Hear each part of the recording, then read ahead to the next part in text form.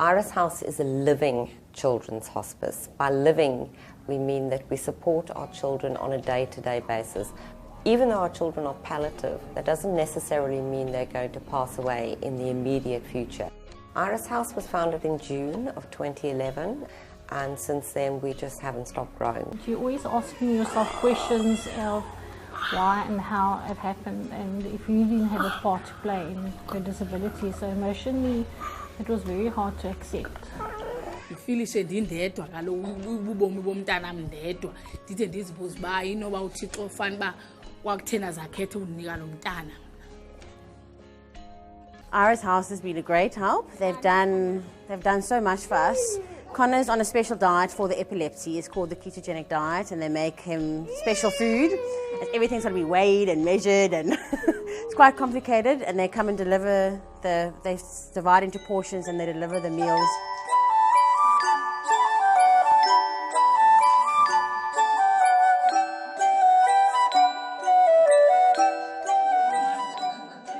Nasendlini awukwazi nomshiya noba kunobani umntana onje.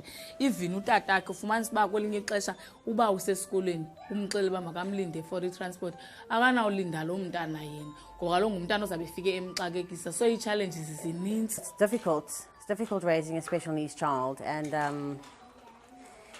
yeah, it's sorry, it's a warm. It's not the easiest task. So, yeah, without the help from other people, yeah, I don't know where we would be, or how we would get through everything, you know. Jock was born with severe cerebral palsy. We weren't expecting it. It was a shock to us. When he was born, he couldn't suck. He had no suck reflex. He didn't move like a normal baby. Kiani was diagnosed with a condition called polymicrogyria. Typical symptoms is the development of the child, speech, walking, everything is slow, and in fact they told us that the life expectancy is like 2 to 3 years, and Kiani will turn 7 in September. My little girl has Rett syndrome, and she was diagnosed about 1.5 years ago.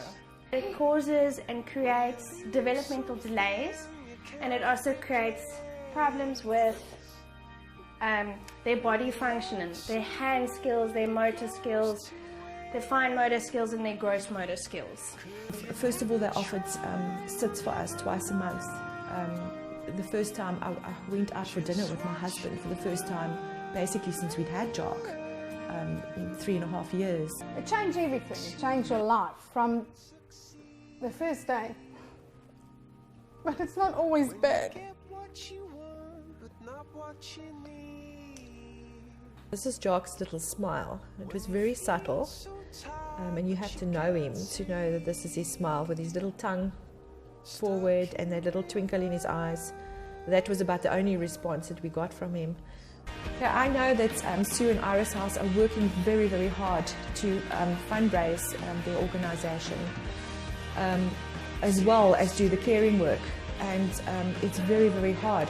And we've also found from our experience that there isn't much government support out there for people with special needs children, and if they could jump in on board and help Sue's organisation, it would make a huge difference.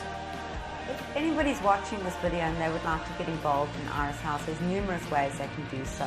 We're always looking for volunteers. All we ask is that that person has their own transport and that they have a passion for children and they're ready to learn about special needs.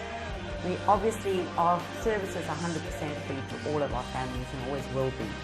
So any financial donations are very, very gratefully received. We always need toys.